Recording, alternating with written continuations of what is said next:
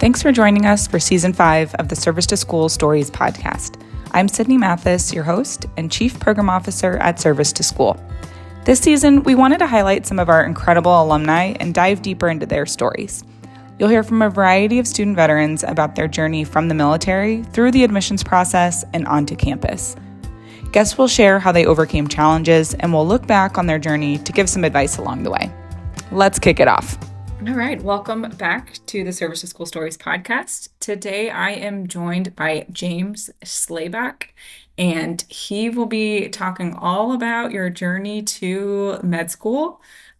Really excited to chat with you today. I know when we previously were talking about you coming on the podcast, you shared such good information about wanting to get more veterans into medical school in the field of medicine. So I think our listeners today are absolutely going to appreciate hearing your journey, but also some of the tips and advice I know that you have to share, encouraging more veterans to go into medicine. So James, thanks so much for being here. Yeah, of course. Thanks for having me. I hope I can remember everything we talked about before. I hope I can leave it all for the pre-call. I know, we always should record those pre-calls because I feel like they go really well organically.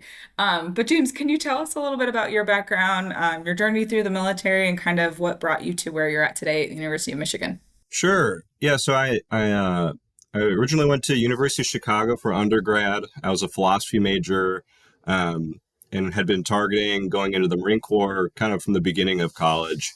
I was an infantry officer for about 10 years, serving with some straight leg infantry battalions, also a light armored reconnaissance battalion.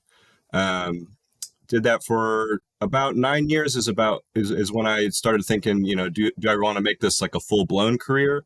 I had my first kid with my wife. Sam was born in 2019. It was just like time to start thinking about like, do we want to keep moving with the military? Or is it time to do something else? And so talked with some friends, talked with my dad.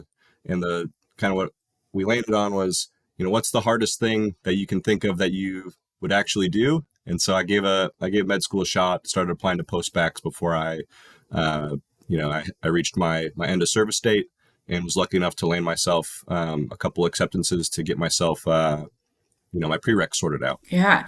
And that was in 2021. So that was basically what we talked about on our in our discovery call, was kind of this post-bacc option, right? So you mentioned you're a philosophy major, and a lot of students, are thinking, okay, well, I want to maybe change focus, but I don't have, the classes, the requirements that I need to apply to medical school. So talk to us a little bit about the post-bacc program and how you kind of navigated that. Yeah, so there's a lot of different ways that you can fulfill your requirements to apply to medical school. There's the two main options I would say are what the internet community calls a DIY post-bacc, where you sort of collect your physics, your chemistry, and your other basic sciences at community college or a local state school, either while you're active or after you get out. And then there's more formal programs, which is what I did, where there's either 1, maybe 2-year programs where they say, hey, if you're accepted, you come here, we will sort out all of your prereqs. We'll kind of walk you through the process. Some of them offer pretty deliberate MCAT prep. And, the programs are more or less built to attract you based on their track record. So there's some programs that boast, 95% acceptance rate to medical school. And I've got some thoughts on, how they achieve those statistics, and I'm happy to share those. But that's basically how they're built. I did a 1-year program in Pennsylvania at a small school called Bryn Mawr College, where in the summer I took my general chemistry, and then the remainder of the kind of full academic year, I took biology, organic chemistry, and physics, to kind of round out the baseline requirements. At least from an academic standpoint. Sure. And talk to us a little bit about, because if someone was like, hey, Sydney, you're going to take a chemistry class next week, I'd be like, I don't think I can do that. So for someone that might be considering a post-bacc, is there anything that they should be doing like ahead of jumping back into some of the more tough, college level science classes? Yeah, I think there is some things you should do But that being said, a college freshman who's about to take college chemistry may not have a whole lot of background in math or chemistry either. I mean, you're coming with your high school education. But so I was really worried about that. And I met some people that kind of gave me some encouragement. They said, you don't have to be a chemistry major to take general chemistry. The whole point is that you're starting at the beginning. So that was really helpful for confidence. I think, brushing up, if it's been a while since you've done more than multiply by 3, which was about what my math my math level was as an infantry officer. There's like really great resources that are free, like Khan Academy, which also has a lot of things that actually build into the MCAT prep. And there's also websites like Coursera that have online free classes, some of them with certificates that you can use. But those are 2 resources that I used. And then I would also like to recommend a really phenomenal book that was recommended to me called A Mind for Numbers. And that's written by a woman named Barbara Oakley, who is also a former service member. I think she was an Army linguist and then became a neuroscientist. And she claims to be, someone who, and I believe her, in high school, was algebra was hard. And now she's a neuroscientist. And so there's a lot of kind of really accessible tools and mental frameworks that she recommends to help with learning science and math. So. Yeah, absolutely. Thanks for plugging those resources. We'll be sure to plug those into the show notes for our listeners. But so we kind of talked about the preparation, right? So this post-bac is an option for the students that, like yourself, maybe it was something more humanities based or business, and now are, seeing medical school on their horizon. Talk to us a little bit about preparing for the MCAT. What's that like? Yeah. So, that was one of the harder things I've done. And that includes, my time in medical school. So it's definitely no small feat, but it's achievable. I'm not going to pretend I'm not like good at school. I made it to med school, but a lot of that is like putting in the time. That's where I kind of see my strength. And that's something that I think developed pretty significantly in the military. And a lot of our listeners can relate to. It's like, I know what the end goal is. So it's time to put in the work. And so it was really carving out like how many hours a day on top of studies am I going to commit to the MCAT? And mine was, the goal was 2 to 3 hours every day. And, that was at the end of the day most of the time. And so what I did was building on what I had learned in class, because these are 4 classes that the MCAT is testing on: the organic chemistry, physics, biology, and Gen Chem. So you take that and you really just have to start. The way I frame it is like you're crushing questions. It's the only way to sort of develop the mental framework to take a test like the MCAT, especially if you're not a super strong standardized test taker. But with that, you start to learn this is how they're asking questions. This is the level of depth. This is the depth of material I need to get into. I made the mistake. Well, maybe it wasn't a mistake, but my first month or 2, I was like, oh, I have to like reread my textbooks to like, content review. And then I found as I'm taking questions, I'm like, oh, I don't need to know it as deep as I thought. Like I'm actually in a really bad position to know what the test is like because I've never taken it. So I would really recommend starting with I think the AAMC offers this free half-length test. Take that and do very poorly like I did. And then you can see where you're starting from and you can have a better idea of where you're going to have to go, So really common resources that people use to prep for the MCAT are the AAMC, which is that's like the actual organization that writes and delivers the MCAT. So I would say don't buy anything before you buy those resources. They have question banks that are, the most true to life, I guess you could say. Sure. And then there's also UWorld, which a lot of people also use to study for nursing boards or medical school boards, but they have a specific MCAT question bank that's really helpful. And then there's a lot of really good information on the internet. One website that I think they're mostly a tutoring website or company. It's called Jack Weston, but they have kind of more robust explanations of a lot of these the like official AAMC questions that can tell you why answer A is correct, why answer B is incorrect, and so on for C, D, and E, and that's free. They have paid resources, which I don't necessarily, I can't recommend or not recommend. But if something's free, I figure at least give it a shot and see if it can help you. For sure. Exhaust all those free That's a options lot, though. Does first. that kind of answer the question? Yes. For Definitely do the free stuff first. Yeah.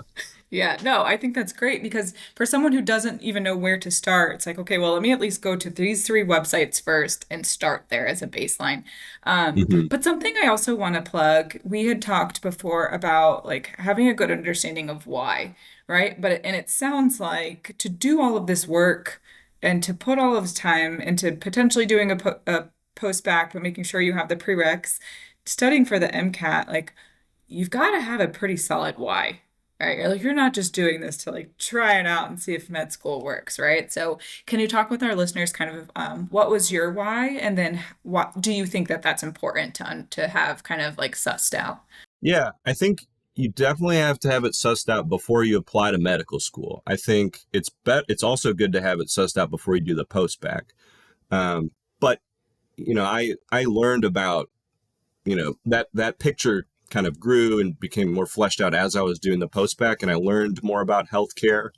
For me, my why medicine was, I want to do something hard, like I mentioned earlier. That's been a driving motivator for me. I'm actually very vulnerable to that. If someone tells me like, oh, I don't think you can do it, it's like the easiest way to get me to do it. Whether or not I achieve it or not, I guess is a different story. But I think service is something that we can all connect with, organization like Service to School.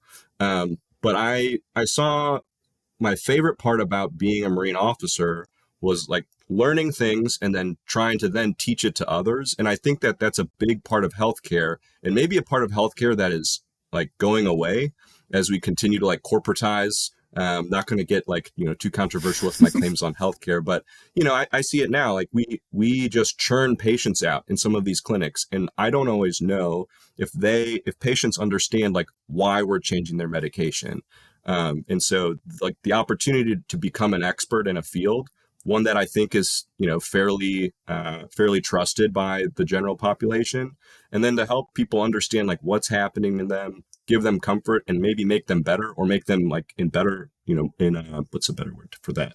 Like to optimize their health, really connected with me. And I've been really happy to see that that's true as I'm going through training. Like that opportunity is going to be there.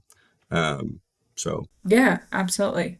and one thing I like to, I'll kind of add to that, that I haven't fully sorted out the answer to this. So I would say if someone's thinking about medical school, don't be worried if you can't fully answer this. And because I got asked this in an interview, they said, why medicine? And I gave this sort of answer. And they said, yeah, but why not nurse practitioner, psychologist? They had a much longer list of all the different healthcare professions. And I was not Sure. prepared to answer that.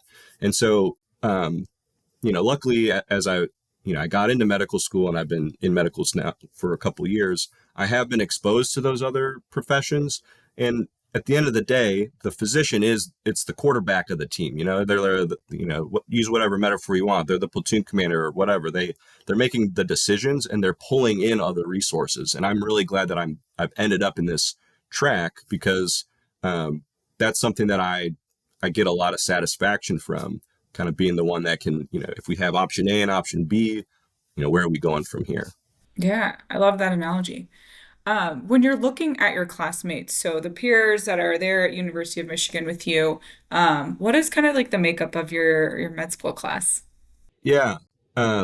So I think we have like just under 200 people. I wouldn't know how to split it up, but there's certainly a mix of people that are considered to be more traditional candidates, or students, and those are folks that did their undergrad. They're probably a biology major or something, sciencey, and then either applied as they're finishing their senior year of undergrad, or maybe they took a year to take the MCAT and to do some research or something, and applied during what's called a gap year, or I think they call it a glide year now, so that it doesn't sound like a negative on your resume. And I would say most people are doing that, but I think it's becoming increasingly common for people that have more time outside of school to be applying. And so that could be just people who ended up doing 2-3 years of research, or it could be people like some friends I've met, because we tend to connect on being like the old crotchety people in the back row, or the front row, as it actually is for us. But I have a friend who worked in public policy with the CDC, and she's in her late 30s. She has a family. I have a family as well. I have friends that spent some time in professional sports. So kind of like, all over the place. And it's people who, they did their career. I think they reached some mastery, but then find that where they're going is not really where they want to end up. And so I would say there's a small percentage of that, but there's more and more of us. And I like to see that there's more veterans that are starting to pop their heads up as I've been working with our admissions department. I think, too, something that's really important to realize is that not everyone is coming from an Ivy League school. Not everyone's coming from like these like high prestige backgrounds. There's people that are coming from state schools. A lot of people that finish their prereqs online, or a mix of online and in person.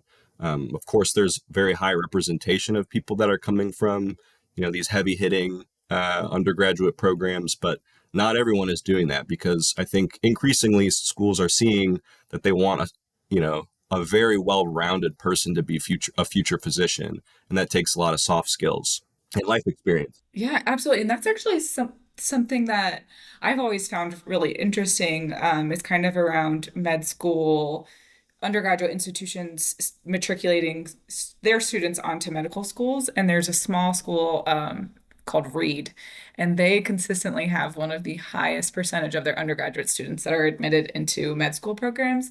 And they're, the traditional liberal arts institution, selective, small. But one thing I also want to point out is you were a philosophy major, right? And I think there's so much of that students think, oh, I have to be biology, I have to be chem, but then there's so much power that comes with those humanities, those soft skills that you mentioned, that like you really want in your healthcare team, right? Like you want them to understand, to listen, to, be compassionate and have empathy. And I think a lot of those soft skills are developed in humanities-based programs. Mhm. So I think it's really important that you pointed that out, that it's not just, Ivy League students who are, biochem or whatever that you would imagine the hard science major Mhm. is, that are kind of your classmates. I think that's a really important point. Yeah, absolutely. And I think, too, having a different background forces you, or maybe gives you the ability, I don't know if it forces me, though, to deal with the material in a way that makes sense to me. And I think that's been developing a skill for me to then be able to present information to patients that don't have, like, almost certainly, right, don't have these backgrounds with hard sciences. And they just want to know, like, what's the short version? Yeah. What Am is I high going to blood be pressure? okay? Yeah, am I Right, going to right. be okay? Exactly. Yeah, for sure. So, what was that first year of medical school like for you? Kind of like peel Mhm. back the layer and let us know, like, what was your schedule like, study schedule like, balancing those responsibilities?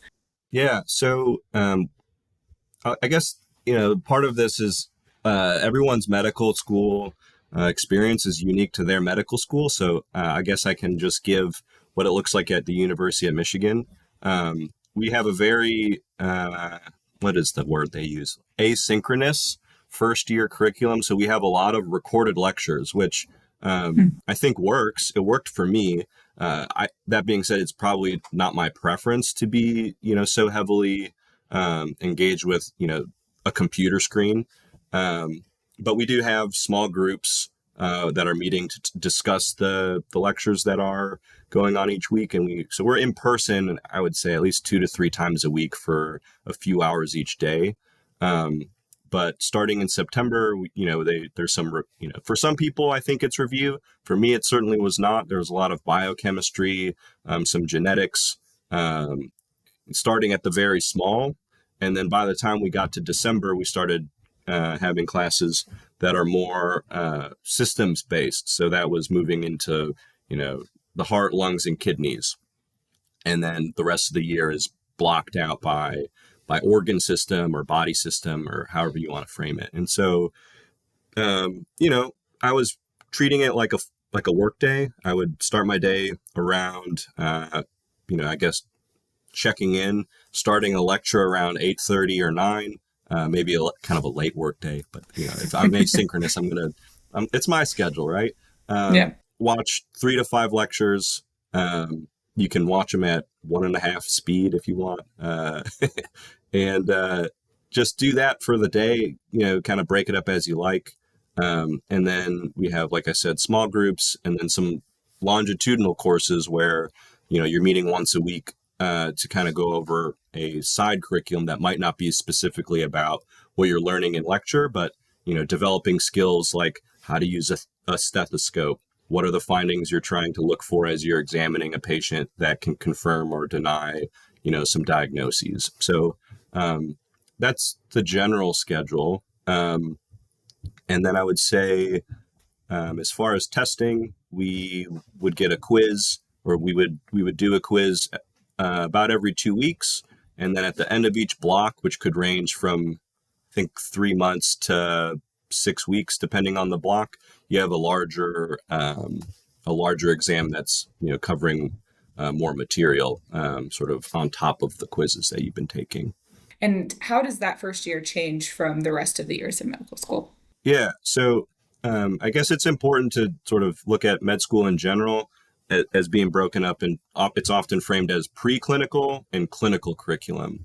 And so Michigan has 1 preclinical year, followed by 3 clinical years. The more traditional curriculum would be to have 2 years of preclinical being lectures and, less in the hospital, and then transition to 2 more years of working at the hospital or in clinic.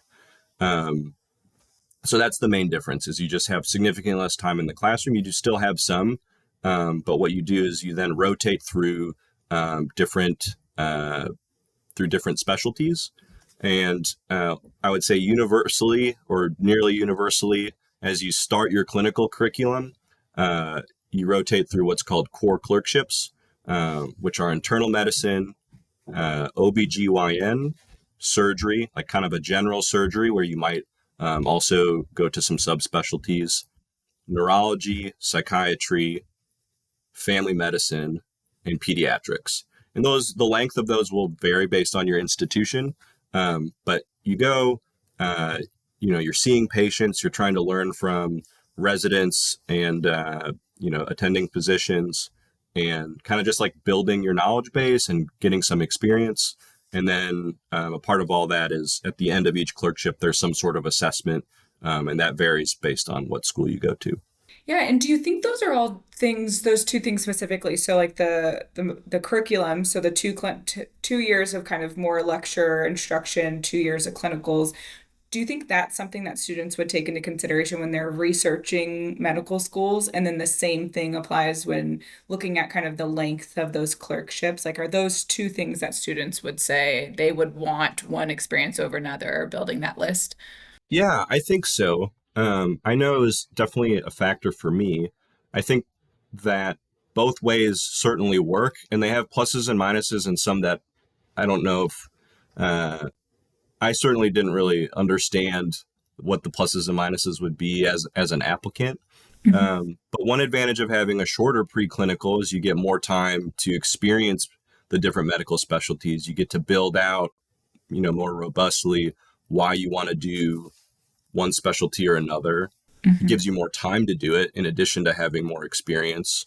But that said, you have less time to build your baseline, fundamental knowledge. And so, I'm sure it's a shock to the system to go from the classroom to the hospital in any case. But man, I felt like I didn't know an awful lot when I first started. But luckily, that's the whole point of med school, right? Is to like not know a whole lot, and then by the end, you know more. So, but some people, I think, would prefer to have more time, because more time in the lecture hall, because that's, you're building, your base of knowledge, but there's also a little bit more of a natural transition to some of our board exams.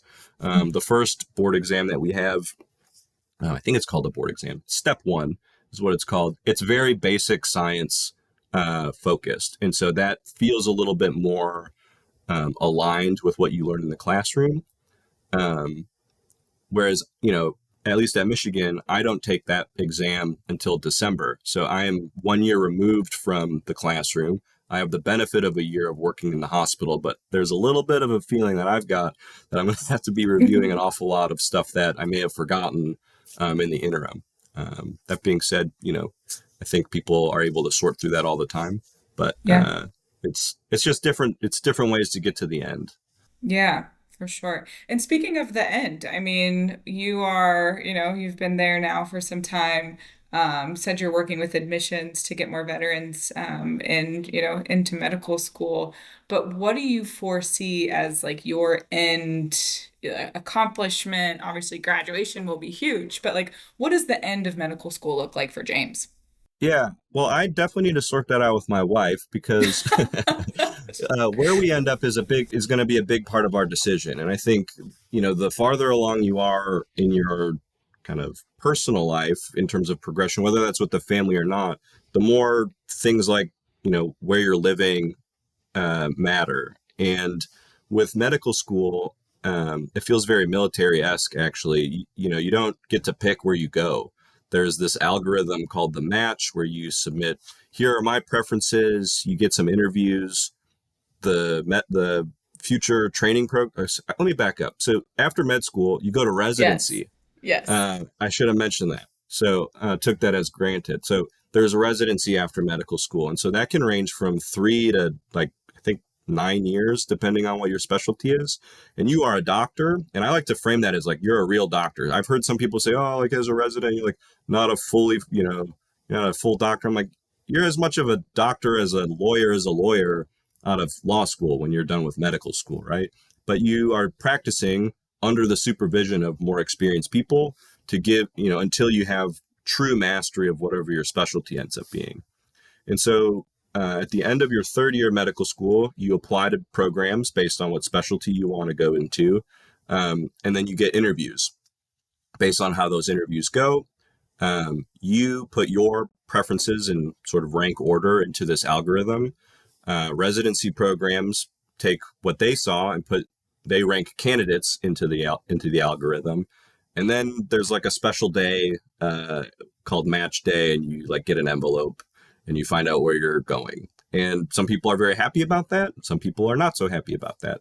Some people don't have a school in their envelope. I don't know if they actually get an empty envelope, but That would a be lot awful. of them then successfully go and like do a second round of finding a program. So it's actually very common for people to get great programs after being unmatched. But that's like a lot of stress, right? And that's part of why I think medical school can be so stressful, is because at the end, you still don't know where you're going.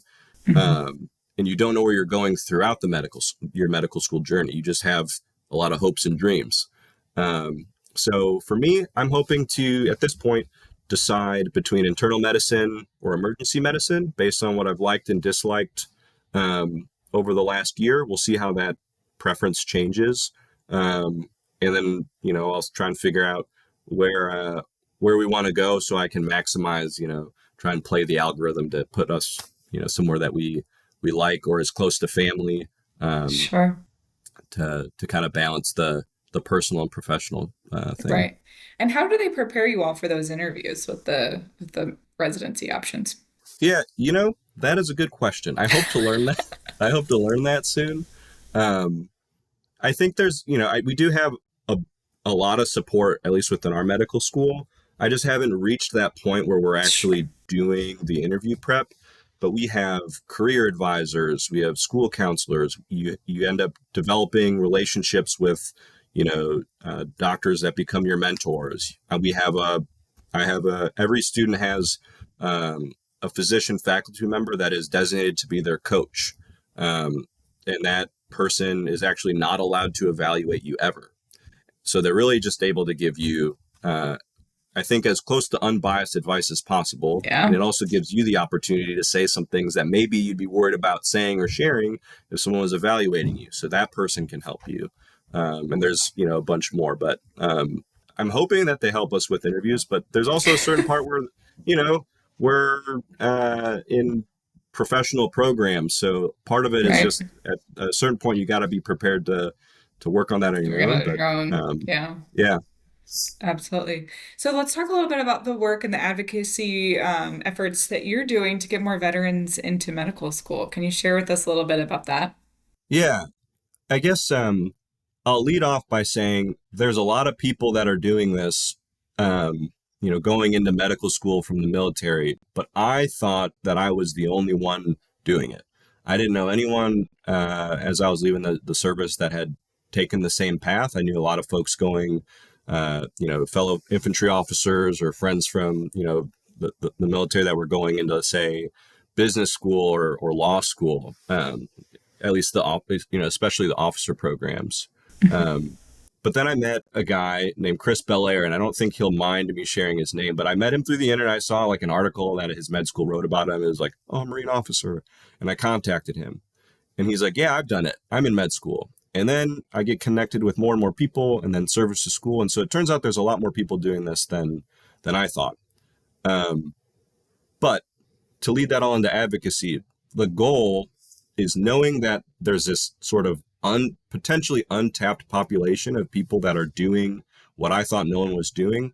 That's what I've been trying to do, is trying to publicize, hey, there are veterans. Every time I find someone that, mentions they have someone that is leaving the service that is interested in medicine or not sure what to do, I try and get in touch with them.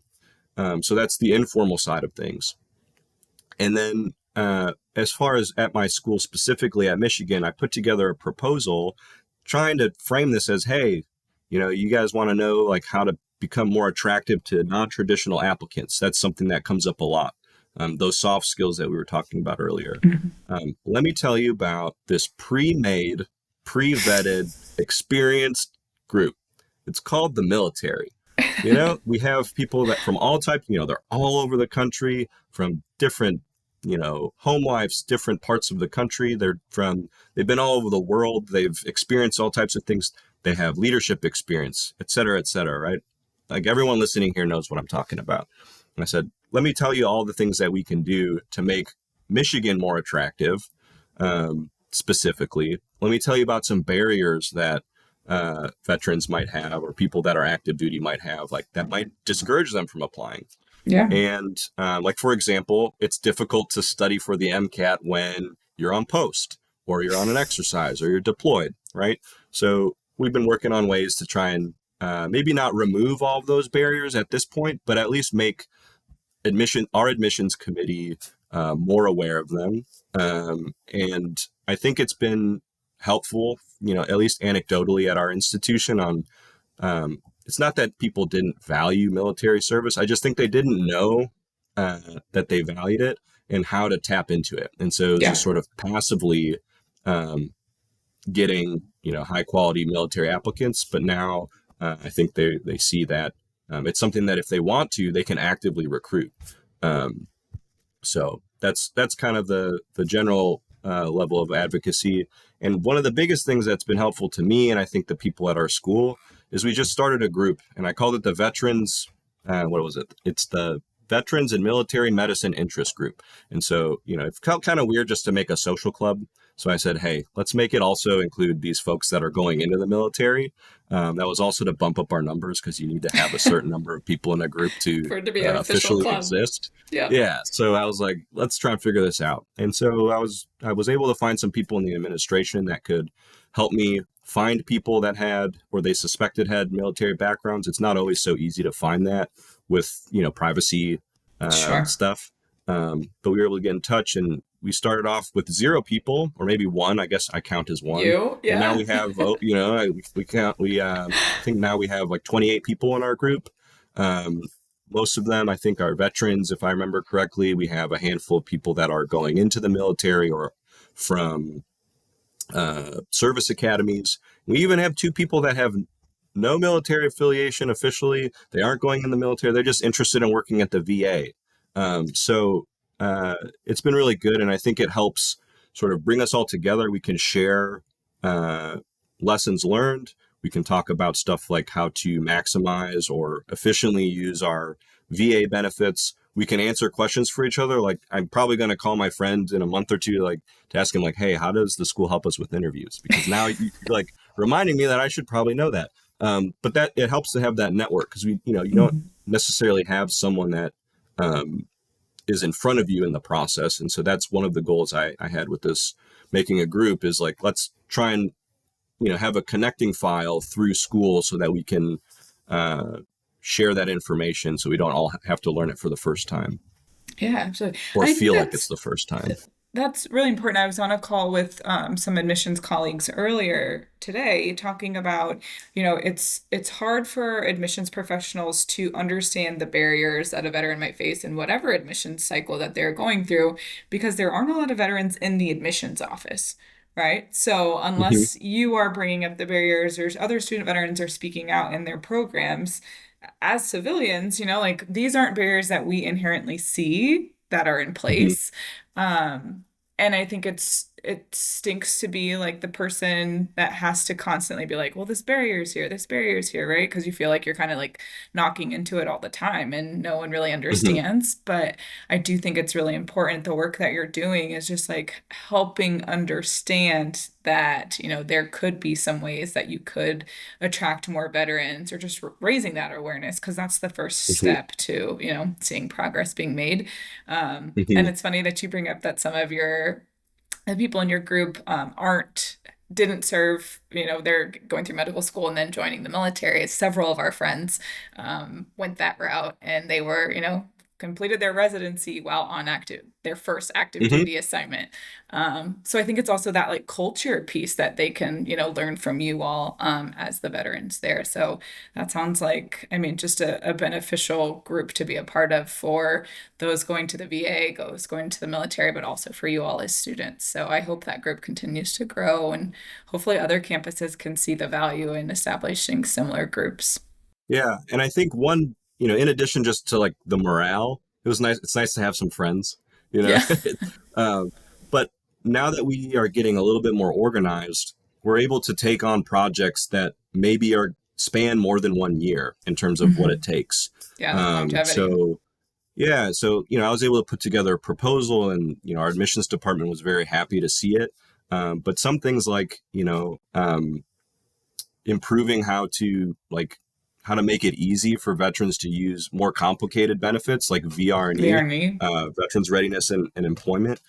That's a great program for people who are eligible, but it's a lot harder to use than the GI Bill. You have to justify your expenditures, and so that's a project that I tried to start, but I just don't have the bandwidth to complete. And so it's Sure. nice now that we have um, a group of people. Projects can be handed off. We can say, I don't have time to do this, Joe, or so and so. Can you take it? And so now I feel like we can make a lot of improvements that not only benefit us, but can hopefully benefit future students and even the school, because we're organized. It's Yeah. very easy for good ideas to lose momentum if your sled's only getting pulled by one dog, right? So um, that's at least how I look at it. So I'm hopeful to see what else, what other good ideas we can come up with that we can use to make positive change. Yeah. Carry on the torch. Well, as we wrap up, James, what is your one last piece of advice to anyone transitioning out of the military and thinks maybe medical school might be their next step? Yeah, I am. I would say reach out to me. No, you can do that, but We'll drop find your service to email in the school. show notes. Yeah, and then I'll like create a spam rule. No, I won't. I Service to school was so helpful for me. Like I mentioned, Chris, that Marine officer that I met, who kind of gave me confidence to pursue this. He was affiliated with Service to School as an ambassador, and you'll so quickly get it tapped in with people that are on the same path as you, and then it allows you to pay it forward. So that's one. And I feel like I have to say that anyways, since we're on this podcast. But The other big one is like, you have to do it, and you can't let the fear of rejection stop you from trying. As a side note, I kind of anonymously help people through Reddit, which is, I would not ever recommend going to Reddit. There's a lot of crazy stuff on there. Oh yeah. But there's a Post-Bacc group, and people will. So the most common thing people say is like, "Am I competitive?" Here's my and stats. It's like, I don't know. Nobody knows. Yeah, here's my stats. How do they compare? And I've had a couple threads where, especially for people that mention they're in the military, I say, hey, like, reach out to me. Like, we can chat about it. And non-military people have also reached out to me because they're looking for anyone that can confirm or deny their competitiveness.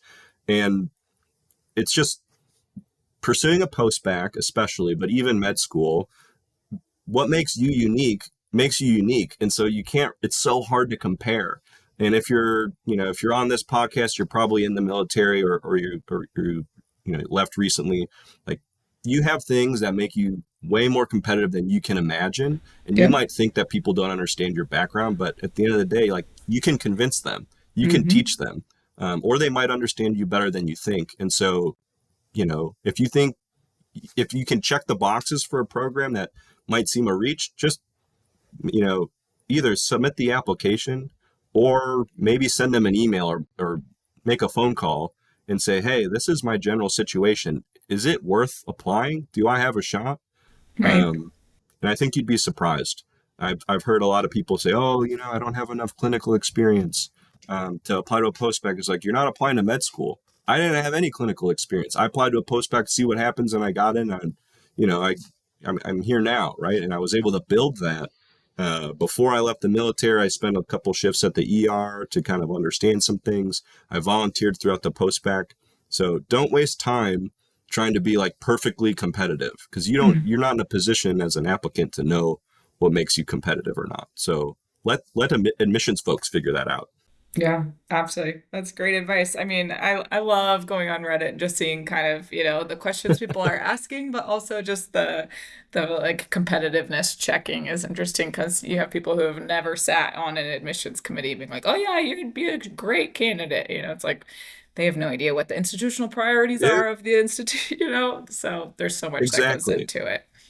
Yep. Or they say, oh, your SAT from 10 years ago, that's like looking pretty low. I don't know. It's like, oh yeah. It's crazy, right? But some programs ask for stuff like that. And I don't think anyone's getting weeded out based off a 10-year-old SAT score. You've got a resume, or whatever, right? So. Yeah. Absolutely. Well, James, this has been great. I've learned a lot, so I'm sure our listeners will as well. So thank you so much for offering your time to just let us pick your brain about, your journey to medical school and all the great work you're doing there at the University of Michigan, just advocating for your peers. Because like I said, it takes one to start that fire, and hopefully, the group can continue on the work that you're doing. So thanks so much for being here. Yeah, thanks. It was an honor. I hope that the listeners can understand it. I know I have a tendency to ramble, so. No worries. They'll just email you in the email that we're going to drop if they have any questions. All right, take care. Take care. That's all we have for this episode. Join us next week, same time, same place, where we share more Service to School stories. Service to School Stories is hosted by Sydney Mathis, Chief Program Officer, and Alec Emmert, Service to School CEO. Our podcast is produced and edited by our Director of Communication, Amanda Tobias. Service to School is a 501c3 nonprofit providing free college admission support to transitioning service members and veterans. Join us next week and follow us for more on your favorite social media platforms.